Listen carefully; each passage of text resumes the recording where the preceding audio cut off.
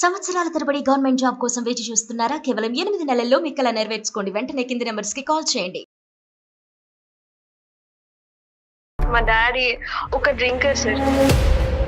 మా ఇంటి పక్కన ఒక అంకుల్ తను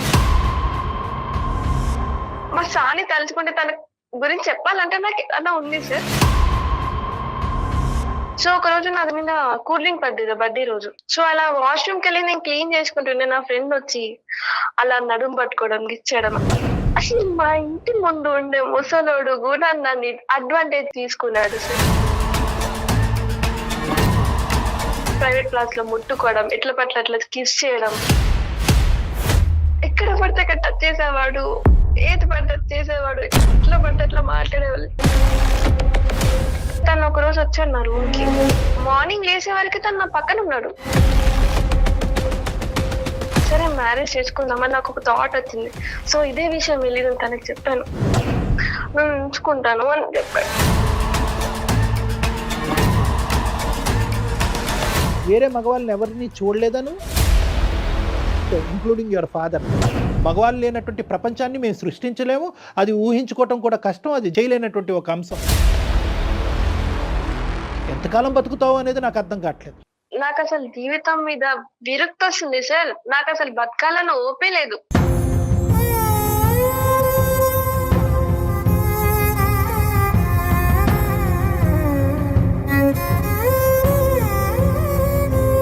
ఆ బాధ తను చెప్పేసరికి మనసు తేలిక పడి ఉంటుంది.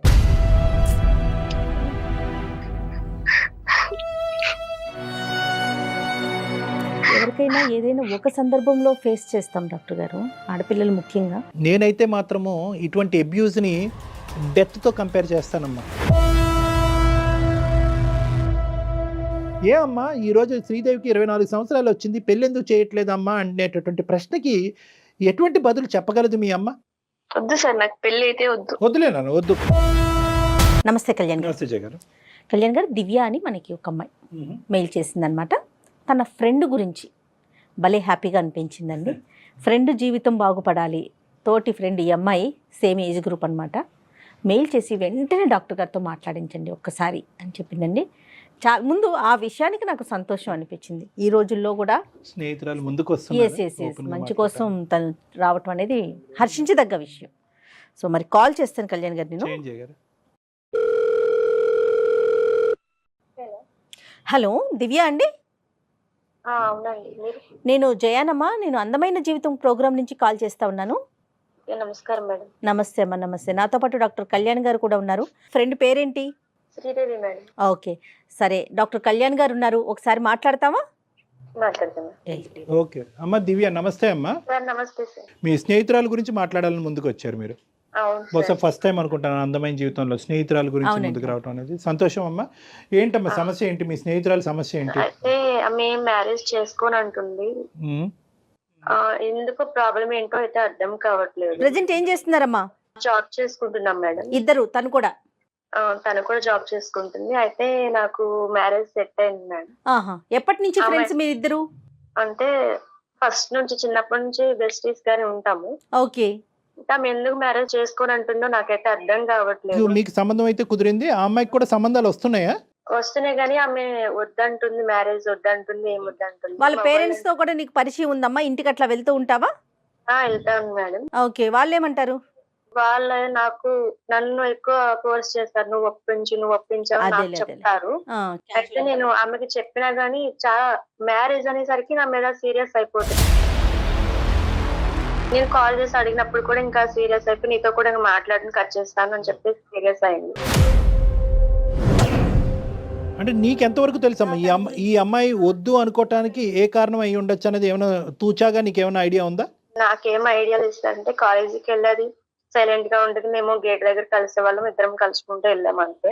ఇంకా తర్వాత నాకు ఇంకేం తెలియదు, సైలెంట్ గానే ఉండేది, మంచిగానే ఉండేది. మనిషి యాక్టివ్ గా ఉంటదమ్మా, చదువు రీత్యా, జాబ్ రీత్యా, ఇవన్నిటిలో కూడా కొద్దిగా యాక్టివ్ అయినా ఆవిడ? అన్ని బానే ఉంటది కానీ ఎందుకో ఏదో పోగొట్టుకున్న దానిలాగా ఉంటది. నాన్న ఇప్పుడు నువ్వు పెళ్లి చేసుకుంటున్నందుకు దానికి సంతోషిస్తుందా? అబ్బా నీకు పెళ్లి సంబంధం కుదిరింది, నువ్వు హ్యాపీగా ఉంటావు, ఆ విధంగా సంతోషం ఉందా? అంటే తన పెళ్లి వరకే వద్దనుకుంటుందా, లేదంటే ఎవరి పెళ్ళినైనా కూడా నెగిటివ్ గా చూసే ఇదా? పెళ్ళి అవసరమా ఎందుకు అన్నట్టు మాట్లాడుతుంది సార్.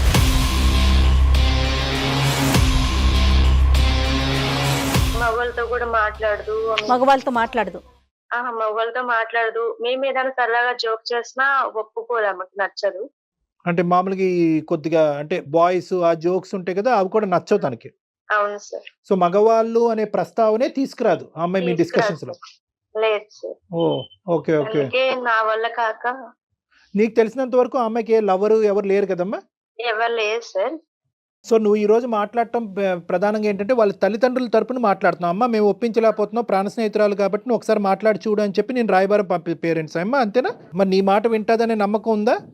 నా మాట వింటదని నమ్మకం లేదు సార్, అందుకే మీకు కాల్ చేశాను. Okay okay. మరి మాతో మాట్లాడుతుందో మాట్లాడదో ఈ సబ్జెక్ట్? అమ్మాయి చాలా నెగిటివ్ గా ఉంది కదా. ఎనీవే ఒకసారి ట్రై చేద్దాము. దివ్య కనెక్ట్ చేస్తావమ్మా ఒకసారి మీ ఫ్రెండ్ కి? నేను కనెక్ట్ చేస్తాను మ్యామ్. అయితే మీరు కనెక్ట్ చేసినట్టు ఆమెకు తెలియదు, మీరు వినండి సార్ ఏం మాట్లాడుతుంది. The person you are speaking with has put your call on hold. Please stay on the line. Hello Sridevi చెప్పే, ఎక్కడున్నావే?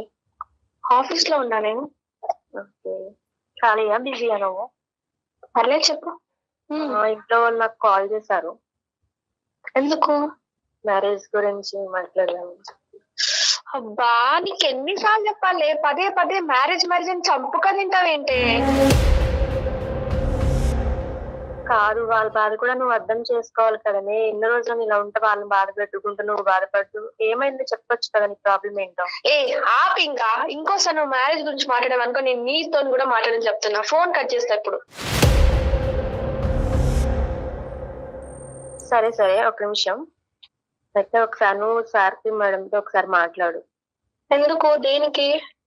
నాకు మ్యారేజ్ అయ్యి నేను బయటకు వెళ్ళిపోతే నీతో మాట్లాడడానికి అవ్వదు, నీ మమ్మీతో మాట్లాడడానికి కూడా అవ్వదు. నేను అలానే హ్యాపీగా సంతోషంగా ఉండలేను. ఒక్క నిమిషం, సార్ వాళ్ళు చెప్పేది విను.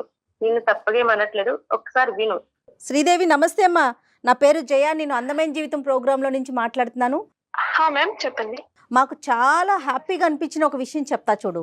దివ్య నీ కోసం కష్టపడి, అంటే నేనెంత సంతోషంగా ఉంటున్నానో నా ఫ్రెండ్ కూడా అలానే సంతోషంగా ఉండాలని చెప్పి మాకు మెయిల్ చేయటం, తను నీతో మీ ఇద్దరు మాట్లాడుకునే ఆ కన్వర్జేషన్ సూపర్. మంచి ఫ్రెండ్స్ మా, చాలా హ్యాపీగా అనిపించింది. పాత ఫ్రెండ్షిప్స్ అవన్నీ గుర్తొస్తాయి, మాకు గుర్తొస్తా ఉంటాయి. అంటే అమ్మాయి చెప్పిన దాంట్లో. నమస్తే అమ్మా, డాక్టర్ కళ్యాణ్ చక్రవర్తి. శ్రీదేవి అంటే తను ఒక మాట అందమ్మా, చాలా అది మనసుకి ఇది పరిచే ఒక అంశము. అంటే నేను పెళ్ళి అయ్యి నేను వెళ్ళిపోతా, తర్వాత నీ బాధను అర్థం చేసుకోవటానికి ఒక 10 మాటలు మాట్లాడటానికి, ఇటువంటి అంశం గురించి చర్చించడానికి అటువైపు మీ తల్లిదండ్రులు సరిపోరు, నేను ఉండను అని అనే మాట చాలా మంచి మాట అమ్మా. మీ పేరెంట్స్ మాకు ఫోన్ చేయలే, ఓకే? మీ పేరెంట్స్ నిన్ను అడిగి వాళ్ళు అలసిపోయి వయసు వచ్చినటువంటి ఆడబిడ్డకు పెళ్లి చేసుకోవాలనేటటువంటి కోరిక తపన ప్రతి తల్లిదండ్రులకు ఉంటుంది. ఆ తపనతో ఏంటంటే నీకు చెప్పలేక ఆ అమ్మాయికి చెప్పి, ఆ అమ్మాయి చెప్పలేక ఆ అమ్మాయి మా చేత చెప్పిస్తుంది. సో ఇప్పుడు నా ప్రశ్న ఏంటంటేనమ్మా, ఎందుచేత ఇప్పుడు అంటే పెళ్ళి అంటేనే ఇష్టం లేదా, లేదంటే పెళ్లి గురించి నీకు ఎటువంటి అభిప్రాయం ఉంది? ఎందుకు నువ్వు పెళ్ళి వద్దు అనుకుంటున్నావు? నీ మనసులో ఎవరైనా ఉన్నారా? అదేం లేదు సార్, నాకు పెళ్ళి అయితే వద్దు సార్. పెళ్లి మీద నాకు ఇంట్రెస్టే లేదు సార్. కారణం ఏంటమ్మా? మీ అభిప్రాయాన్ని మేము గౌరవిస్తాం, అందరికీ పెళ్లి అంటే నచ్చాలని ఏం లేదు సార్. పెళ్ళి అంటే నాకైతే ఇష్టం లేదు సార్, అంతే. అంటే దానికి ఒక రీజన్ ఉంటుంది కదమ్మా, నేను పెళ్లి చేసుకోకూడదు అని అనుకోవటానికి. నువ్వు ఏదైనా చూసుండొచ్చు, ఎక్కడైనా గమనించుండొచ్చు, ఏదైనా బాధపడి ఉండొచ్చు. ఇదివరకు మనం మాట్లాడుకుని చాలా సందర్భాల్లో మాట్లాడుకున్న మనసులో ఎవరో దాగున్నారు, అతన్ని అయితే పెళ్లి చేసుకుంటాను కాబట్టి ఈ పెళ్లి వద్దంటాను, ఆ కాన్సెప్ట్ నాకు అనిపించట్లేదమ్మా. ఇక్కడ ఏంటంటే బహుశా శ్రీదేవి ఏదో చెప్పవలసింది మనసులో దాగుంది, కానీ అది చెప్పలేనటువంటి పరిస్థితిలో ఉన్నట్టు అనిపిస్తుంది. బహుశా ప్రాణ స్నేహితురాలతో కూడా షేర్ చేసుకోలేనటువంటి అంశంగా నాకు అనిపిస్తుంది. కాబట్టి దివ్యాని మనం కాల్లోంచి తప్పిస్తే బహుశా శ్రీదేవి ఓపెన్ అవుతుందేమో అన్నది నా అభిప్రాయం. ఏం శ్రీదేవి, ఆ పని చేద్దామా? మీరు ఏమైనా ఓపెన్ గా మాట్లాడతారా? ఆమె నాతో కూడా షేర్ చేసుకోవాలంత ఏదో ఉంది, ఆమె మనసులో బయట పెట్టట్లేదు. నేను కాల్ కట్ చేస్తున్నాను సార్, మీరు మాట్లాడతారు. నేనేమంటున్నానంటేనమ్మా, బహుశా ఏంటంటే నువ్వు ఏదైతే పాత్రను పోషించావు ఇప్పుడు వరకు అది 50% వరకు సఫలమైంది. అంటే ఏంటంటే ఈ అమ్మాయిని మా వేదిక వరకు తీసుకొచ్చి మా చేత మాట్లాడిపించడానికి, దానికి ఆ అమ్మాయి మాట్లాడటానికి అంగీకరించడం అనేది ఒక 50% అయ్యింది. కాబట్టి నెక్స్ట్ 50% తన మనసులో ఏం దాగుంది అనేది మేము తెలుసుకున్న తర్వాత అవసరమైతే కనుక మేము మళ్ళీ నీకు కమ్యూనికేట్ చేసి అసలు బ్యాక్గ్రౌండ్లో ఏం జరుగుతుంది అనేది నీకు తెలియపరుస్తాం అమ్మా. ఓకేనమ్మా, బాయ్ అమ్మా, మళ్ళీ కలుద్దాం. ఈ పద్ధతిలో కూడా మాట్లాడకూడదేమో, ఏదన్నా 4 walls మధ్యన ఒక క్లినికల్ రూమ్లో మాట్లాడేటటువంటి అంశంగా నాకు అనిపిస్తుంది. కానీ ఈరోజు ఏంటంటే బహుశా ఈ అవకాశం మళ్ళీ రాదేమో అనేటటువంటి ఉద్దేశంతో మళ్ళీ నువ్వు మాకు అంగీకరించకపోవచ్చు, రావచ్చు రాకపోవచ్చు, ఇలాంటి రకరకాల ప్రాబిలిటీస్ ఉన్నాయి. కాబట్టి ఇది కాన్ఫిడెన్షియల్ డిస్కషన్ కాబట్టి నువ్వు నీ పేరు వరకే బయటకు వచ్చింది, నువ్వు ఎవరు ఏంటి ఎక్కడ అనే పూర్వాపరాలు తెలియవు. కాబట్టి ఇప్పుడు దివ్య కూడా కాల్ నుంచి కట్ అయింది కాబట్టి నువ్వు ఫ్రీగా మాతో మాట్లాడాలని నా కోరికమ్మ. తప్పకుండా సార్. కాకపోతే మీ విషయం నేను ఒప్పుకుంటాను సార్. మీరు ఇంతవరకు ఏమేమి మాట్లాడారో అన్నిటికీ నేను ఒప్పుకుంటాను. కానీ నేను మాత్రం పెళ్లి చేసుకోవడానికి మాత్రం సిద్ధంగా లేను సార్. నాకు నా జీవితంలో జరిగింది చాలా అంటే చాలా చిన్నప్పటి నుంచి ఇప్పటిదాకా చాలా ఏగాను సార్. మగవాళ్ళంటేనే అబ్బా అనిపించేటట్టు ఉంది సార్. వద్దు సార్, నాకు పెళ్లి అయితే వద్దులేనా వద్దు. ఇప్పుడు నేను ఇందాక ఒక మాట చెప్పాను కదమ్మా, ప్రైమరీ పాయింట్. ఆ అమ్మాయి ఏదో మనకు ఫోన్ చేసింది, ఆ అమ్మాయిని ఏమొచ్చి తల్లిదండ్రులు ఈ అమ్మాయిని రాయబారం పంపించడం వల్ల నీ చేత పెళ్లి కొప్పించుకోవటం అనేది కంకణం కట్టుకోలేదు మేము. కారణాలు చెప్తే కనుక కొద్దిగా మనుషులు అనేటటువంటిది వాళ్ళు చల్లబడతారు. ఓహో ఇంత జరగటం వల్ల ఈ అమ్మాయి ఇటువంటి నిర్ణయం తీసుకుంది అనేటటువంటిది నువ్వు చెప్పలేకపోతున్నావు.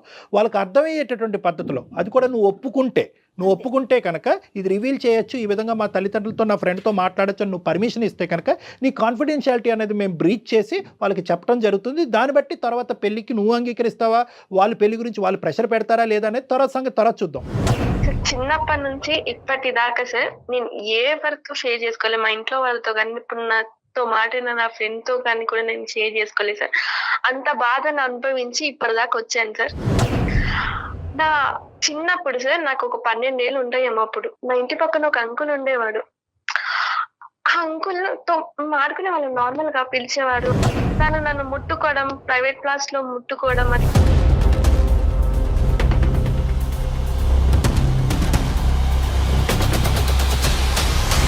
సో నేను అప్పుడు అన్నాను, అంకుల్ మీరు ఇలా చేయడం కరెక్ట్ కాదు, నేను మా ఇంట్లో వాళ్ళకి చెప్తాను అని అంటే తను అప్పుడు నన్ను వదిలేశాడు. తర్వాత ఇంటర్లో ఏంటంటే చదువుకునే వాళ్ళం, అందరూ ఉండేవాళ్ళం. కానీ మా సార్ మాత్రం నా వెంట పడి అది ఇది మాట్లాడడం కానీ, మా సార్ని తలుచుకుంటే తన గురించి చెప్పాలంటే నాకు అలా ఉంది సార్. ఎక్కడ పడితే అక్కడ టచ్ చేసేవాడు, ఏది పడితే చేసేవాడు, ఎట్లా పడితే అట్లా మాట్లాడేవాళ్ళు. చాలా అంటే చాలా మాట్లాడేవాడు సార్. నేను అసలు దానికి ఆన్సర్ ఇవ్వలేక మళ్ళీ ఎక్కడ నా చదువు డిస్టర్బ్ అవుతుందో నేను ఏమని దాన్ని కాదు సార్. చెప్పలేదమ్మా ఎప్పుడు కూడా? శ్రీదేవి ఎవరికి చెప్పలేదా నువ్వు? లేదు, మేము ఎవరికి చెప్పలేకపోయాను. ఆ సిచ్యువేషన్ నేను ఎవరికి చెప్పుకోగలను సరే. నేను అందరు ముందర బ్యాడ్ అవుతానేమో, నువ్వు చదివియకపోతే వేరే వాళ్ళు ఎందుకు నీ దగ్గరకు వస్తారు అని నా టాపిక్ వస్తదేమో అని నేను ఎవరికి ఫ్రెండ్స్ కానీ పోనీ కదమ్మా. ఇంట్లో సపోర్టివ్ అట్మాస్ఫియర్ ఏనమ్మా? ఇంట్లో అంటే అమ్మ నాన్న అర్థం చేసుకునే వాతావరణమేనా మీ ఇంట్లో? సార్ ఇంట్లో వాళ్ళు చెప్తే అర్థం చేసుకున్నారంటే మీ దాకా రాదేమో సార్ ఇప్పుడు ఈ సిచ్యువేషన్ నాకు తెలిసి. మా ఇంట్లో వాళ్ళు అసలు మా డాడీ ఒక డ్రింకర్ సార్. మా మమ్మీ నన్ను ఇప్పటిదాకా చిన్నప్పటి నుంచి ఇప్పటిదాకా నన్ను ఆ పని ఈ పని చేసి నన్ను ఇప్పటిదాకా చదివించింది మాత్రం మా అమ్మనే సార్. ఇప్పుడు మా డాడీ మంచిగా పడ్డాడేమో కానీ మంచిగా ఉన్నప్పుడు అయినా వర్క్ చేసి మమ్మల్ని పెంచలేదు సార్. తను తాగి వచ్చి మా మమ్మీని అట్లా పడితే అట్లా కొట్టేవాడు సార్. డిగ్రీలో సార్ ఇలానే ఫ్రెండ్స్ ఉండేవాళ్ళు సార్, మేము అందరం ఫ్రెండ్స్ ఉండేవాళ్ళం. అయితే ఒక రోజు మా ఫ్రెండ్ బర్త్డే ఉంది. సో అందరం కలిసి వెళ్ళాము జాలీగా బయటికి. సో ఒక రోజు నా మీద కూల్ డ్రింక్ పడ్డది బర్త్డే రోజు. సో అలా వాష్రూమ్కి వెళ్ళి నేను క్లీన్ చేసుకుంటుండే నా ఫ్రెండ్ వచ్చి అలా నడుము పట్టుకోవడం, గిచ్చడం, ప్రైవేట్ క్లాస్ లో ముట్టుకోవడం, ఎట్ల పట్ల అట్లా కిస్ చేయడం. అక్కడ ఫ్రెండ్ కూడా నన్ను అలా చేస్తుంటే నేను ఇంకెవరిని నమ్మాలి సార్. జాబ్ లో జాయిన్ అయ్యాను సార్. అక్కడ మేనేజర్ ఓకే అలా అక్కడ మంచిగా అనిపించింది సార్. మేనేజర్ చాలా మంచోడు, నాతో కాదు అందరితో పాటు కూడా మంచిగా ఉన్నాడు సార్. ఒకరోజు మేమందరం ట్రిప్ కి వెళ్ళాం సార్. ఆఫీస్ నుంచి ఒక ట్రిప్ కి వెళ్ళాము. డిఫరెంట్ రూమ్స్ తీసుకున్నాము, సపరేట్ గా ఉన్నాము. సో తను ఒక రోజు వచ్చాడు నా రూమ్ కి. ఏమైందో తెలియదు సార్ నాకు ఆ రోజు. సడన్గా నేను పడిపోయాను. సో మార్నింగ్ లేసే వరకు తను నా పక్కన ఉన్నాడు. ఏంటిది నా పక్కన ఉన్నాడు ఏంటి అనుకున్నా. సో అయిపోయింది సార్. అప్పటికే నాకు తన మీద గుడ్ ఒపీనియన్, ఎవరితో ఏమి మిస్బిహేవ్ చేయలేదు కదా, మంచిగా ఉన్నాడు కదా, సరే మ్యారేజ్ చేసుకుందామని నాకు ఒక థాట్ వచ్చింది. సో ఇదే విషయం వెళ్ళి నేను తనకి చెప్పాను, సరే ఇలా ఏదో అయిపోయింది, నాకు నీ మీద మంచి ఒపీనియన్ ఉంది, మీరు కూడా నా మీద మంచి ఒపీనియన్ ఉంది కదా, మ్యారేజ్ చేసుకుందాం సార్ అని చెప్పాను. సో తను అప్పుడు నాకు చెప్పిన సమాధానం ఏంటంటే, నాకు ఆల్రెడీ మ్యారేజ్ అయ్యిందమ్మా, కావాలంటే నేను నిన్ను ఉంచుకుంటాను, నీకే ఫిజికల్ గా కానీ దేంట్లో అయినా సరే నేను హెల్ప్ చేస్తాను, ఫైనాన్షియల్ అయినా సరే నేను ఉంచుకుంటాను అని చెప్పాను. నాకు ఆ టైంలో ఏం చేయాలో అర్థం కాలేదు సార్. తనని ఇంకా కొట్టేసి అటు నుంచి వెళ్ళిపోయాను సార్. ఇంకా జాబ్ మానేశాను, అన్ని మానేశాను, ఇంట్లో ఉన్నాను, డిప్రెషన్ లో ఉన్న టైంలో అసలు మా ఇంటి ముందు ఉండే ముసలోడు కూడా నన్ను అడ్వాంటేజ్ చేసి తీసుకున్నాడు సార్.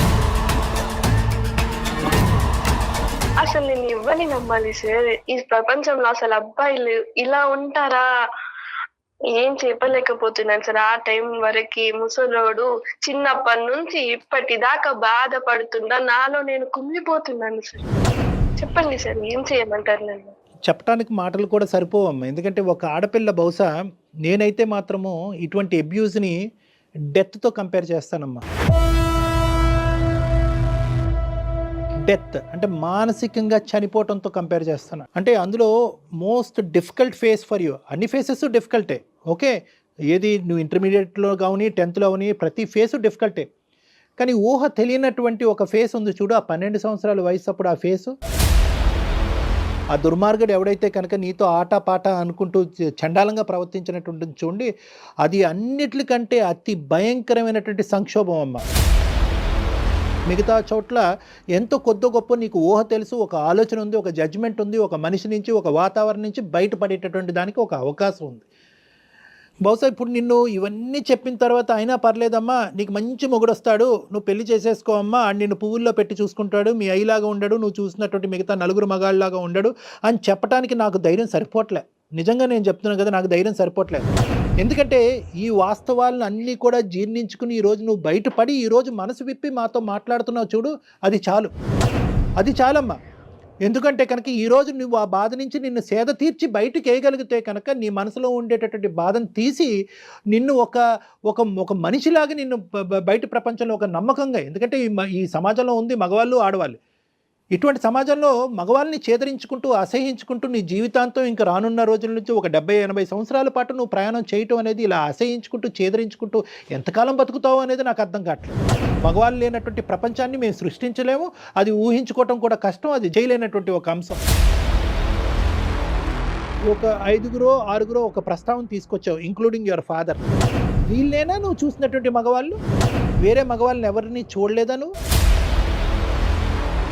నిన్ను ఇష్టపడి నిన్ను మంచిగా చూసుకుని నీతో పాటు స్నేహపూరితంగా ఉండి నీ అవసరాలు కావాల్సినటువంటి అవసరాలు తీరుస్తూ నీ బాధను అర్థం చేసుకునేటటువంటి వాళ్ళు ఎవరు లేరా ఈ మొత్తం 23-24 సంవత్సరాల ప్రయాణం? అలాంటి వాళ్ళు ఉంటేనే నేను ఈ స్టేజ్ నేను ఉండేవాళ్ళు దాన్ని కాదు కదా సార్.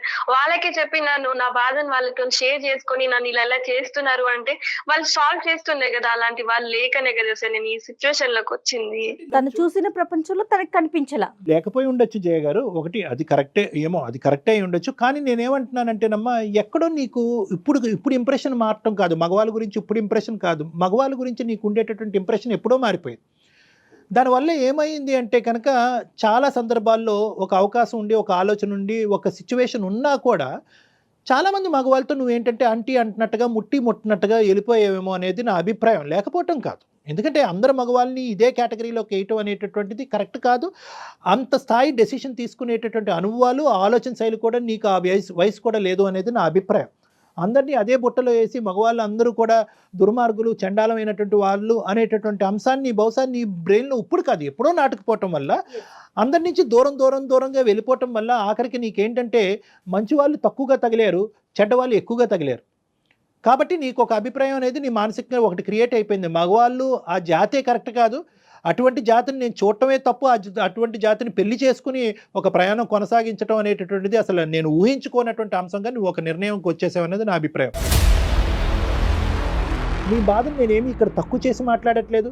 నీకు జరిగినటువంటి సంఘటనలు ఏదో జరిగిపోయినాయి అమ్మా, ఈ రోజు నువ్వు మర్చిపోయి నువ్వు ఆటోమేటిక్గా కళ్ళు మూసుకుని నువ్వు ముందుకెళ్ళిపో అనేటటువంటిది అనట్లేదు. నెక్స్ట్ ఏంటి లైఫ్లో నువ్వేమనుకుంటున్నావు? ఇంకో విధంగా నీ జీవితాన్ని చూడటానికి ఊహించుకోవటానికి ఒక అవకాశం ఉందా? నాకు అసలు జీవితం మీద విరక్తి వస్తుంది సార్. నాకు అసలు బతకాలని ఓపే లేదు. ఇప్పుడు బతుకుతున్నాను అంటే దానికి కారణం మా అమ్మ. తన వల్లనే నేను ఇప్పుడు బతుకుతున్నాను. ఇంకా మంచిగా బతకాలి అలాంటి థాట్స్ అయితే నా దాంట్లో ఏం లేవు సార్. నేను మానసికంగా చచ్చిపోయాను సార్.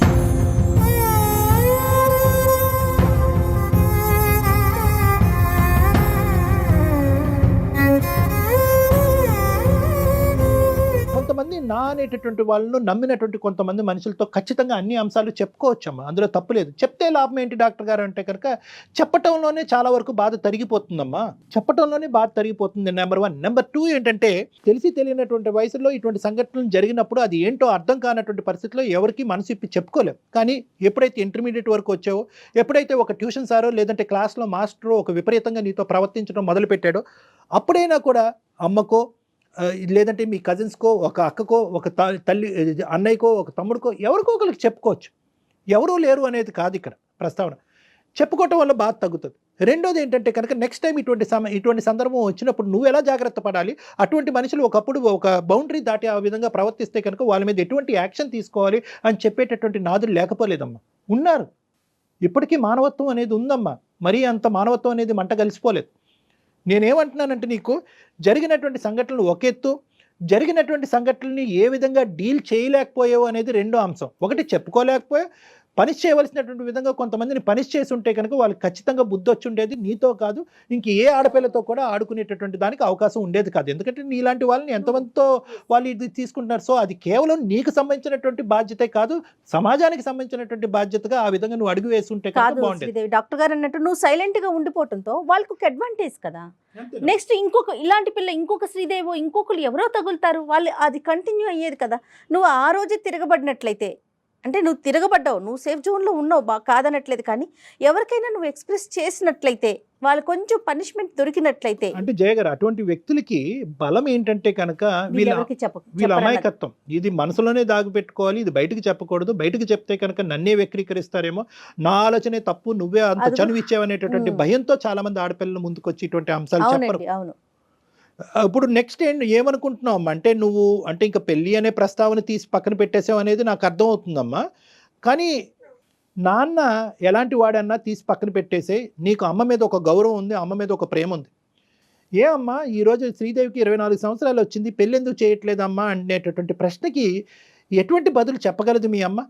మా అమ్మాయికి ఇటువంటి సంఘటనలు అన్నీ జరిగినాయండి, మగజాతి మీదే ఒక అసహ్యం కలగటం వల్ల పెళ్ళి అనే ప్రస్తావన తీసుకురావట్లేదు, మా అమ్మాయి పెళ్ళి చేయాలనేటటువంటి ఉద్దేశం నుంచి మేము అందరం విరమించుకున్నాం అనేటటువంటి మాట మీ అమ్మగారికి చెప్పగలరా? చెప్పలేరు. అమ్మా నాన్నలకి ఏం చెప్పాలి అనేది ఒక ముఖ్యమైనటువంటి అంశం అమ్మ. బహుశా నీకు ఆ మెచ్యూరిటీ లేదేమో అనేటటువంటిది నా ఆలోచన. కాబట్టి ఆ అంశాన్ని కూడా మేము వాళ్ళకి తెలియపరుస్తాం, అంటే చెప్పే విధంగా తెలియపరుస్తాం. ఒకప్పుడు నువ్వు వద్దు సార్, ఇది కంప్లీట్గా నాకు కాన్ఫిడెన్షియల్ పర్సనల్ ఇష్యూ, ఇప్పటికీ కూడా నాకు అలాగే అనిపిస్తుంది, నా అనేటటువంటి వాళ్ళకి చెప్పి నాకు వాళ్ళని బాధ పెట్టడం నాకు ఇష్టం లేదంటే మేము ఒక్క అడుగు కూడా ఆ దిక్కును ముందుకేయం. పెళ్ళి అనే ప్రస్తావన గురించి మాట్లాడవు. కేవలం నువ్వు అనుకుంటే కనుక ఈ డిప్రెషన్ నుంచి నన్ను బయటకు వేయండి, నా ప్రశ్నలకి బదులు చెప్పండి, సమాజం గురించి నాకు ఏర్పడినటువంటి ఒక ఇమేజ్ని మార్చండి, నా ఆలోచన శైలిని కరెక్ట్ చేయండి అంటే కనుక నీకు హెల్ప్ చేస్తాం. సో ఈ 2 ఆప్షన్స్ ఉన్నాయి. నీ పేరెంట్స్తో మేము మాట్లాడాలా వద్దా? సార్ ఒక 2 minutes ఆగుతారా? నాకు అసలు ఏడుపు ఆగుతలేదు సార్. ఎందుకంటే చిన్నప్పటి నుంచి ఇప్పటిదాకా నన్ను అర్థం చేసుకొని, దగ్గర తీసుకొని, నా బాధను అర్థం చేసుకొని ఇలా మారుస్తాను నీ జీవితము అని అనేవాళ్ళు ఇప్పటిదాకా నాకు పుట్టలేదు సార్. మీరు నాకు దొరికినందుకు నా అదృష్టం అనుకుంటాను నా లైఫ్ లో.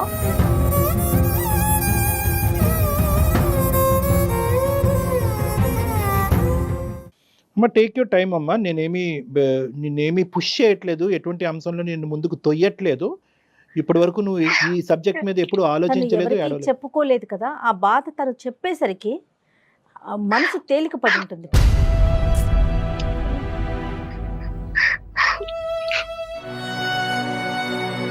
ఎవరికైనా ఏదైనా ఒక సందర్భంలో ఫేస్ చేస్తాం డాక్టర్ గారు, ఆడపిల్లలు ముఖ్యంగా ఏదో ఒక సందర్భంలో ఫేస్ చేస్తూ ఉంటారు కొంతమంది.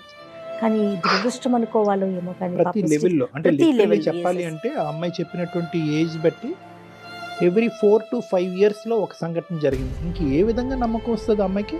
ఏ విధంగా చెప్పగలం? వీళ్ళని వదిలేసేమో మిగతా వాళ్ళందరూ మంచోళ్ళే దేవుళ్ళని మనం ఎలా చెప్తాం? నీకు వచ్చేటటువంటి మొగుడు మీ నాన్నలాగా ఈ నలుగురిలాగా ఉండడు, మంచోడు ఉంటాడని ఎలా చెప్తాం? ఆ ధైర్యాన్ని కల్పించాలి. శ్రీదేవి చెప్పండి. అమ్మ సారీ అమ్మ, నీ బాధని మేము పూర్తిగా అర్థం చేసుకుంటున్నాం, కానీ దీనికి ఒక ఇమోషనల్ సొల్యూషన్ కంటే ఒక ప్రాక్టికల్ సొల్యూషన్ అనేటువంటిది కూడా వెతకాలి. నీకు అనుభవం ఆ వయసు లేదు కాబట్టి అమ్మాయిలకి చెప్పాలి అనేది నా అభిప్రాయం అమ్మ. ఎవరు ఎప్పుడు చేశారు, ఎవరు వాళ్ళు అనేటటువంటి ప్రస్తావన కాకుండా జరిగింది ఇటువంటి ఇది. సంఘటనలు జరగటం వల్ల మానసికంగా ఆ అమ్మాయి ఇబ్బంది పడి పెళ్లి వరకు రాలేకపోతుంది. ఒక్కసారి మీ అమ్మాయిని మీ కూతురుగా ఒక మనిషిగా మనం అర్థం చేసుకుందాం. ఆ అమ్మాయి మనసులో ఉండేటటువంటి ఆ డిప్రెషన్ని క్లియర్ చేసేటటువంటి ప్రయత్నం చేద్దాం. పెళ్ళికి కాస్త గ్యాప్ ఇద్దాం, కొద్దిగా వ్యవధి ఇద్దాం, ఆ అమ్మాయిని తేరుకునే దానికి ఒక అవకాశం ఇద్దాం. ఆదరాబాదరాగా వయసు వచ్చిందనో లేదంటే డిగ్రీలు ఉద్యోగాలు పెరిగినాయి అనేటటువంటి ఉద్దేశంతో సమాజంలో ఈ వయసులోనే పెళ్లి చేయాలనేటటువంటి సామాజిక పరమైనటువంటి ఎక్స్పెక్టేషన్ పరంగా మనం కొట్టుకుపోవద్దు. ఈ అమ్మాయి మనసులో ఉండేటటువంటి బాధని చల్లార్చేటటువంటి ప్రయత్నం మనం అందరం చేయాలి అనేటటువంటి విధంగా నేను నీ పేరెంట్స్కి నేను కౌన్సిలింగ్ చేస్తానమ్మా శ్రీదేవి. ఎందుకంటే కనుకమ్మా ఈరోజు నువ్వు మనసు విప్పి ఈరోజు ఏడుస్తూ మాతో మొత్తం బాధ అంతా చెప్పుకున్నావు. ప్రతి సమయం ప్రతి సందర్భంలో మేము మీకు ఉండకపోవచ్చు. పెద్ద దిక్కుగా ఇదే బాధ నీకు మళ్ళీ గుర్తొస్తే కనుక దానికి సంబంధించినటువంటి బెస్ట్ కౌన్సిలర్స్ ఎవరన్నా ఉన్నారంటే కనుక అది మీ తల్లిదండ్రులే. పేరెంట్స్, ముఖ్యంగా మీ తల్లి. నాన్నగారు ఎంతవరకు మారారో నాకు తెలియదు. నిన్ను మీ అమ్మ అర్థం చేసుకునే విధంగా ప్రపంచంలో ఎవరు అర్థం చేసుకోరమ్మా. మీకు తల్లికి మించిన దైవం ఎవరు లేరు. కాబట్టి ఈరోజు ఇంతవరకు మా వరకు వచ్చావు, ఒక నమ్మకంతో వచ్చావు. మేము ఇచ్చినటువంటి పరిష్కారానికి ఈ విధంగా నన్ను సేద తీర్చి ఒక కౌన్సిలింగ్ చేసి నాకు ఒక నమ్మకాన్ని ఇచ్చినటువంటి పెద్దవారుగా మీకు కనిపిస్తున్నారు నాకు అని చెప్పి బాధపడ్డావు, ఏడ్చావు, గొప్పగా ఫీల్ అయ్యావు. అదే స్థానాన్ని ఈరోజు మాకు ఇచ్చేటటువంటి స్థానాన్ని మీ తల్లికి కూడా ఇవ్వాలి అనేది నా అభిప్రాయం. ఖచ్చితంగా ఈ మాట చెప్తే జయ గారు, మీ అమ్మగారు అదంతా తీసి పక్కన పెట్టమ్మా, పెళ్ళి అనేటటువంటి పద్ధతిలో మాట్లాడతారని నేను అనుకోవట్లేదు. నీ మనసుని మా అందరికంటే బాగా అర్థం చేసుకునే ఒక గొప్ప వ్యక్తి ఎవరైనా ఉన్నారంటే అది మీ తల్లి. నీకు శ్రీదేవి నీ బరువు మొత్తం తగ్గిపోతుందమ్మా. నీ మనసులో ఉన్న బాధ బరువు అమ్మతో చెప్పావు అంటే 100% తగ్గిపోద్ది. పెళ్ళి అనేది తర్వాత నెక్స్ట్ అది ఇప్పుడు వద్దమ్మా, ప్రస్తావన వద్దు. ఫస్ట్ నీకు కావాల్సింది ఏంటంటే ఓదార్పు, బాధ తీరాలి, ఉన్నాము అన్న ఒక ధైర్యం, ఒక నమ్మకం. తర్వాత ఏంటంటేనమ్మా లాస్ట్లో వచ్చేటటువంటిది ఏంటంటే కనుక నువ్వు నా ఎదురుగుంటా కూర్చుంటే కనుక నేను చెప్పేటటువంటి కొన్ని ఎగ్జాంపుల్స్ బట్టి, నేను చెప్పేటటువంటి కొన్ని ఇన్పుట్స్ బట్టి ఇటువంటి సంఘటనలు ఎంత ఫ్రీక్వెంట్గా సొసైటీలో జరుగుతున్నాయి, ఆడపిల్లలు ముందొచ్చి ఏ విధంగా గొంతిప్పి మాట్లాడాలి, సమయస్ఫూర్తితో ఒక ఆలోచన శైలితో అందరినీ అపనమ్మకంతో చూడకుండా కొంతమందిని నమ్మి ముందుకొచ్చి మనసు విప్పి ఎలా మాట్లాడాలి అనేటటువంటి అంశం ఒకటి తెలుస్తుంది. రానున్న రోజుల్లో ఒకప్పుడు ఇటువంటి సంఘటనలు పునరావృతం అయితే నీ జీవితంలో ఏ విధంగా రియాక్ట్ అవ్వాలి, ఏ విధమైనటువంటి విధంగా తక్షణ కర్తవ్యంగా ఒక స్టెప్ తీసుకోవాలనేది ఒకటి అర్థమవుతుంది. రెండోది ఏంటంటే కనుక మరి ఒక మగజాతినే కంప్లీట్గా నీ జీవితాల నుంచి డిలీట్ చేసేసి ఆ జాతికి ఎటువంటి రోలు లేదు, అటువంటి వ్యక్తులతో నాకు ఎటువంటి సంబంధం లేదు అనేటటువంటి అపనమ్మకం ఏదైతే నీ మనసులో క్రియేట్ అయిందో అందులో నమ్మకం కుదిరేటటువంటి విధంగా నేను కొన్ని ఎగ్జాంపుల్స్, కొన్ని ఇన్ఫర్మేషన్ నీ బ్రెయిన్లో పెడతానమ్మా. దాన్ని బట్టి నెక్స్ట్ ఫేజ్లో పెళ్లి చేసుకుంటావు లేదా అన్నది ఒకసారి ఆలోచించు.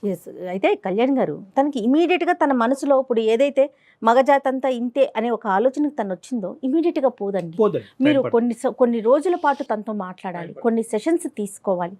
ఎందుకంటే గాయపడిన హృదయం కదా, చిన్నప్పుడు అది కూడా చిన్నప్పుడు ఏమి తెలియని వయసులో కదా. శ్రీదేవి డాక్టర్ గారు చెప్పింది ఒకసారి ఆలకించమ్మా, ఒకసారి అమ్మతో మాట్లాడదాం, తర్వాత నువ్వు ఒకసారి డాక్టర్ గారిని కలుద్దు గాని. తప్పకుండా సార్, తప్పకుండా మాట్లాడండి. ప్రతి ఆడపిల్ల ఆలోచించవలసిన అంశం ఏంటంటే ఇది నేను చెప్పకపోవటం వల్ల, ఇది బహిర్గతం చేసి ఒక యాక్షన్ తీసుకోకపోవటం వల్ల నేను సేఫ్ అవుతానని అనుకోవద్దు. ఎందుకంటే కనుక ఈ క్రూరులు, ఈ మూర్ఖులు, ఈ విధ్వంసకరమైనటువంటి ఆలోచన శైలి కలిగేటటువంటి వాళ్ళు వీళ్ళని పీడోఫైల్స్ అంటారు, లేదంటే అబ్యూజర్స్ అంటూ ఉంటారు. వీళ్ళు చాలా డేంజరస్ సొసైటీ. మీరందరూ ఆడపిల్లలందరూ కంకణం కట్టుకుంటేనే వీళ్ళని బహిర్గతం చేసి సమాజంలో వీళ్ళని శిక్షించేటటువంటి విధంగా మీరు ముందుకెళ్ళచ్చు. ఇది కేవలం నీ వరకు చేసుకునేటటువంటిది ఒకటే కాదు, నువ్వు అందరినీ తట్టి లేపేటటువంటి ఒక కార్యక్రమం కింద ఈరోజు మనం ఎపిసోడ్ మిగలాలి అని అంటున్నాం. భయపడద్దు. వాళ్ళు ఎన్ని బ్లాక్మెయిల్ చేసినా, ఎన్ని పద్ధతులకు, ఎన్ని విధాలుగా మాట్లాడినా మీరు భయపడద్దు, ముందుకు రండి. ఎందుకంటే సమాజంలో మంచితనం అనేటటువంటిది ఉంది, సమాజంలో ఒక న్యాయం అనేటటువంటిది ఉంది. ఇలాంటి వాళ్ళని శిక్ష పడేటటువంటి పద్ధతులు, మార్గాలు ఉన్నాయి. అన్లెస్ అండ్ అంటిల్ మీరు గొంతిప్పి మాట్లాడేంత వరకు ఇవన్నీ ముందుకు రావడానికి అవకాశం లేదు. అర్థమైందమ్మా? తప్పకుండా సార్. నువ్వు ఓపెన్గా మాట్లాడావు, ఒకసారి డాక్టర్ గారిని కలుద్దు కానీ, ఓకేనా? ధైర్యంగా ఉండు.